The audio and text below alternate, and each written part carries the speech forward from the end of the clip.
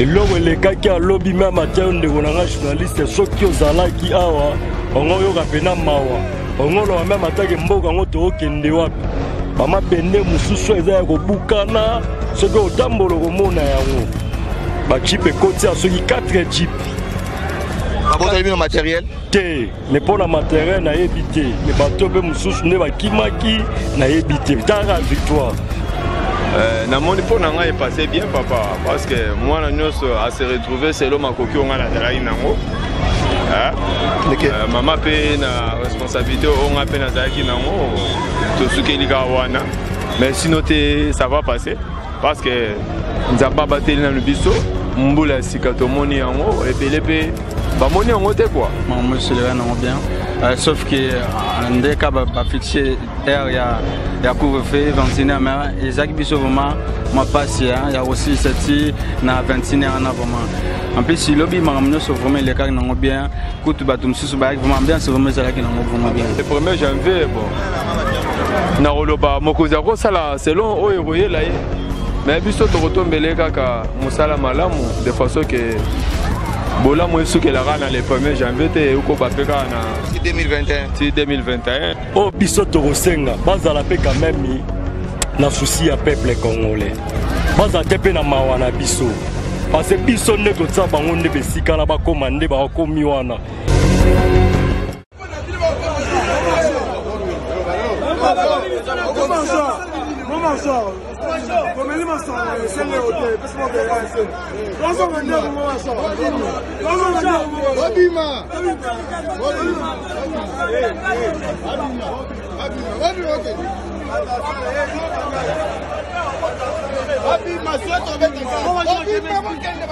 je m'excuse mon major. La vie mon major. On a investi là, ça c'est pour que l'autre, on a la wana.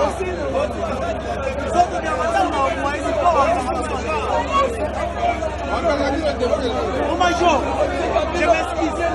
Pourquoi est-ce que on va partir sur quoi bananera? Ah major, major. Oh major, c'est nous on va partir sur le plan là.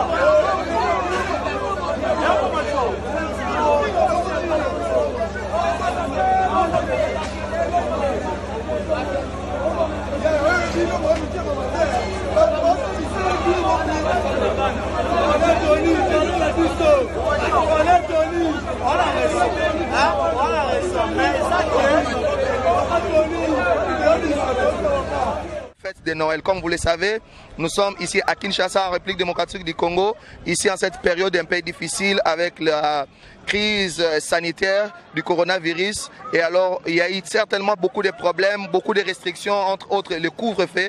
Nous voulons savoir comment le peuple quinois a vécu le 25 décembre 2020. Comment ils ont vécu cette fête de Noël. Voilà pourquoi nous sommes venus ici à la place des artistes. Tokuta na bandeko, tomeko solo na bango, to bandengeni balekisa fête na bango awa, bamisu bazala ba photographe mingi, bamisu ba yoko ba photo et nous allons prendre de diverses personnes parce que ici nous sommes au centre de Kinshasa, Matongé comme d'habitude. Alors, vous nous suivez et vous allez voir comment les gens ont fêté. Comment Moussa na bino biso insécurité ezalaki batungisi bino lobi. Bon, selon ngane mboke kwesaki mibeko à partir de 21h tout le monde n'a parlé mais zaki va jouer à ba fête. Ba jouer à ba fête ba moni ke batikela même ata batu ke ba jouer terme pépé. Mais lobi ndeko na ngai toza ba congolais to botem na ba kinyawa. No ba rato ba vertèbre kinois parce que to déplacer té. Et loko elekaki alobi me mateo ndeko nanga journaliste soki ozalaki awa ongoyoka pena mawa ongoloba me mataki mboka yango tookende wapi bamabende mosusu eza ya kobukana soki otambola komona yango bajipe ekoti ya soki 4 jipe abotali bino matériel te me mpo na matériel nayebi te me bato mpe mosusu nde bakimaki nayebi te tala victoire eloko ya motu mpe ezanga kobunga te. Talara victoire lora mutezanga kobunga te. Si comme le 31 décembre c'est pour ça le 1er janvier. Et là on est resenga et pas ba konziamboka bazotala bino poza président ya ba photographe. Le 1er janvier mingi toro baraka met fois nes biso to lingana biso même atabanzela lo sambo. Ndebo ebisi biso même ata le 31 décembre veillez zati. Tozo kende wapi. C'est kaka iloko salamaki le 25 décembre, c'est kaka on peut ça manora le premier. Oh biso torosenga, bazala pe quand même na souci ya peuple congolais. Baza tepe na mawana biso. Parce que biso neto tsa bango nde besika na ba komande ba komi wana. Biso neto sali ba ke ba no tambola na ba cortège. O bazo tambola nango. Eze sika na biso tu bana mike bazalaki a lobi ndeko oyoka na mawa.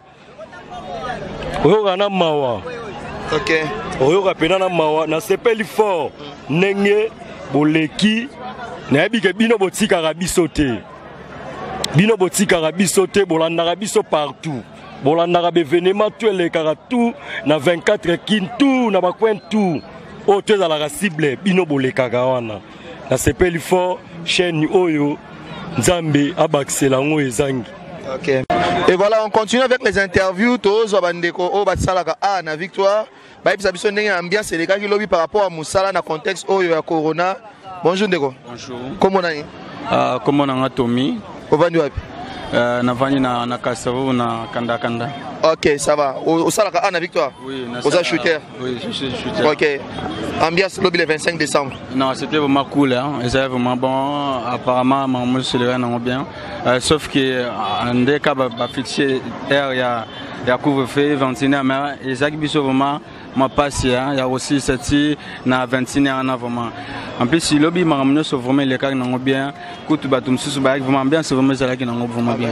Isaac n'ont rentable comme toutes les autres années. Oui, Isaac qui bien parce que sur mon idée va se retrouver avant ça veut dire que ambiance c'est malam.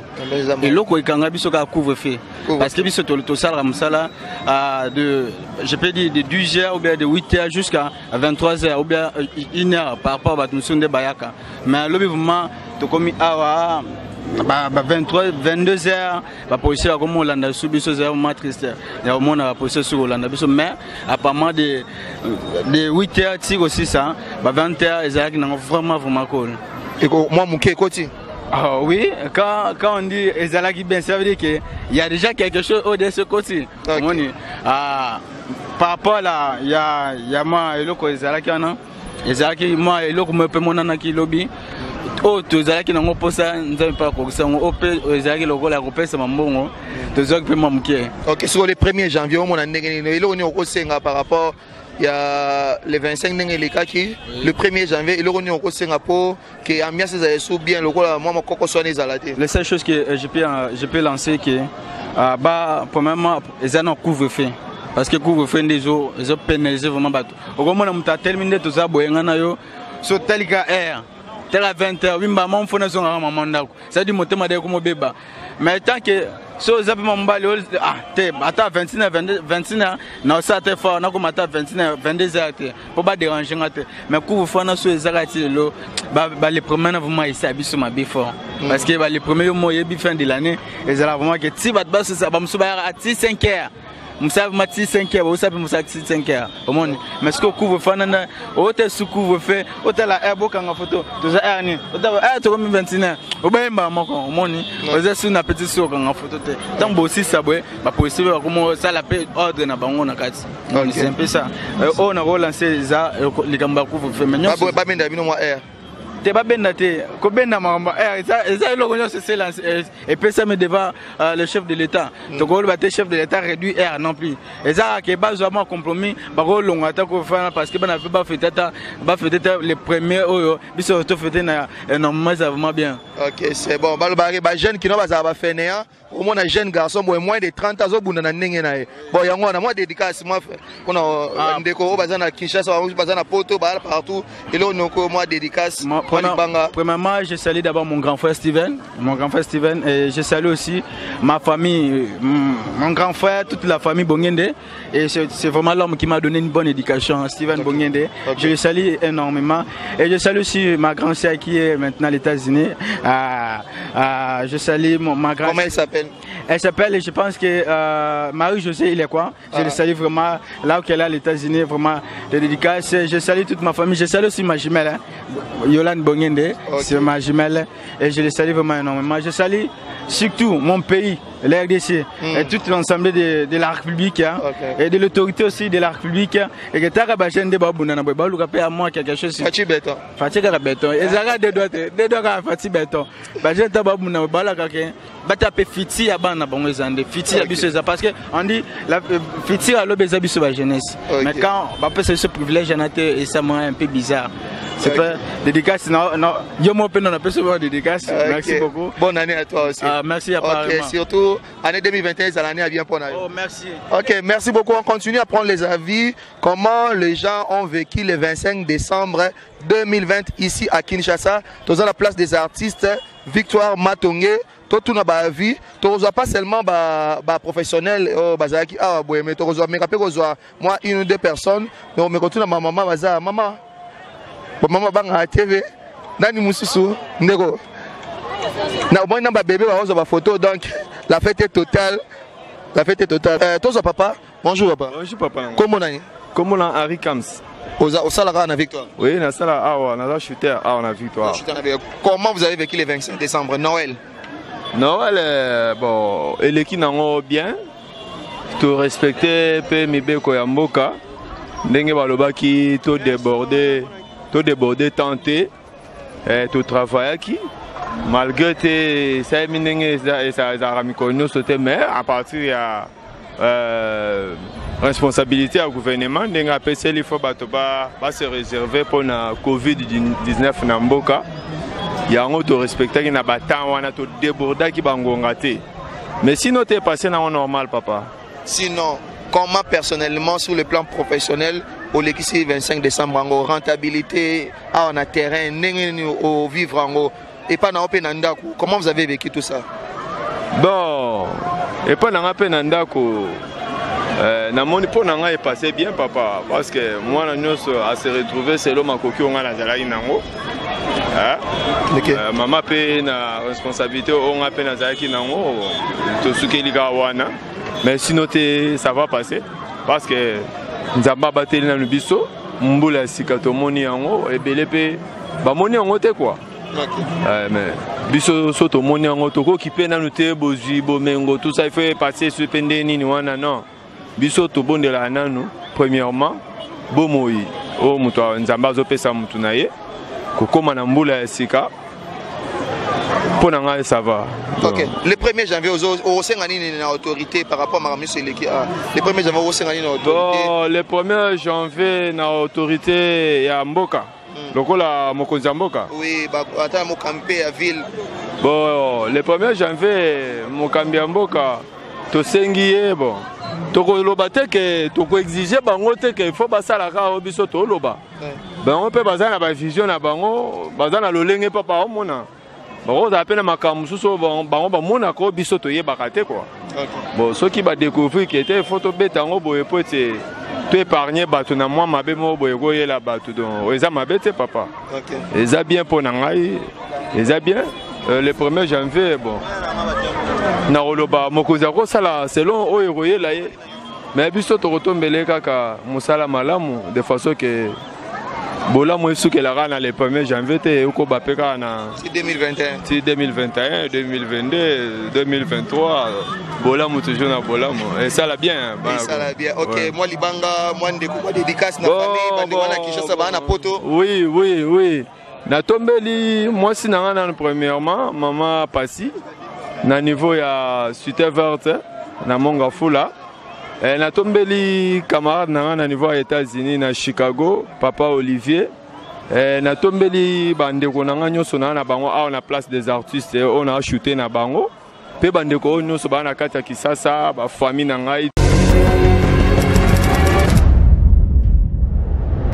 OK, voilà, Boïsi Rolanda Baimbo Kanenge va réagir par rapport à la journée le 25 décembre 2020. Nengi balekisa ki ango tokitaki na Victoire na Matongé na katikati ya Kinshasa tokenda kozwa mwa tranche bandeko moko baza ba shooter bango wana nde baza na mwa ambiance ya le 25 ango nengi bato bayako kanga ba photo wana boyeke pour certains ezalaki vraiment un peu difficile parce que le temps permettait que bango vraiment ba travailler ba misusu pe balobi le peu qu'ils ont pu avoir bazwa ki ango nangolo nzambe salaire a suffi basengaki so bakobenda bango ngonga parce que les policiers batungisi bango mwa muke à partir à 21h. Donc c'était les avis ya bato ya population na boye biso ya koloba lisusu mingi mingi ezate etikali kaka na souhaiter bino ba vœux nanga le meilleur pour na année 2021. Nzamba pambola misala, nzamba pambola bandako, surtout ya motuya nzambe azongisa lisusu pe manabo moyeka na kati na biso. Mwana nzamba lela te, l'enfant de Dieu n'a jamais échoué nenge loba kérosène. Le avec peu de foi wana oko essuyer ba souffrance ebele. Donc tous mes vœux le meilleur. Na obo sanate ve nanga ya meilleur na ope sango et pas famille nanga mobimba, particulièrement à mon père François Walukonka et à ma mère Marthe Yambouya na Luanda. Maman, I love you so much. Na boye bandeko nyonso ya Vision Plus Télévision. Bonne année pa na bino ba ve nanga de meilleurs musala turo e mata toujours ka likolo biso to yebi ki cité to yebi solo kate to yebi singa luke tuté biso ka mabolongo na se e rosimba mutema mabende likambu ke tunde yango nde bomisaka bato Jack na sima caméra vraiment big dédicace pa na yo mobile ya pembe. Donc l'homme Mutali Banzi va sakala na été donc ba onyo so bazana sima technique Lionel na montage nonyo so vraiment ba big dédicace nanga et pas patron na biso numéro 1 à chaîne Bela Dinganga. Big dédicace et pas na yo libota mobimba ba onyo so balandaka biso penza na bokebi ba pesa ka biso ba suggestion na bango ba pesa ba commentaire na ba misusu op ba yaka na ndenga ko finga biso to linga bino ka mingi parce que maloba na bino ebele wana yango de singa biso ke to bongisa mwa musala eleka bien 2021 na pour mettre bino vraiment de bonnes choses mabolongo na c'est toujours bosamba pe pona biso et rosimba pasteur Philibert Dinganga mama Titi la source mama Elisa vraiment nzamba pambola de bonnes choses. On se revoit au prochain numéro.